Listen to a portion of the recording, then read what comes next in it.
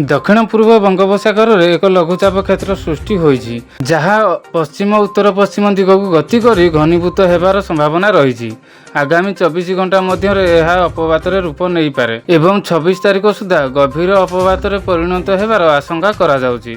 आंचलिक पाणीपाग केन्द्र सूचना अनुसार आसंता 27 तारिख सकाळ यह बात्यार रूप नेबार संभावना रही। एही संभाव्य बात्यार प्रभाव में दक्षिण पश्चिम और आभंतरीण ओडिशा रे वर्षा आरंभ हेबो। तेबे अक्टोबर 27 रु 29 तारिख पर्यंत राज्य में प्रबल वर्षा हेबार आकलन करा जायछि।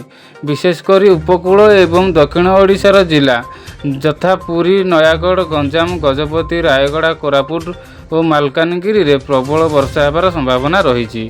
मत्स्यजीवी को 26 रु 29 तारिख पर्यंत समुद्र भितर को न जावाकू परामर्श दिया जायछि।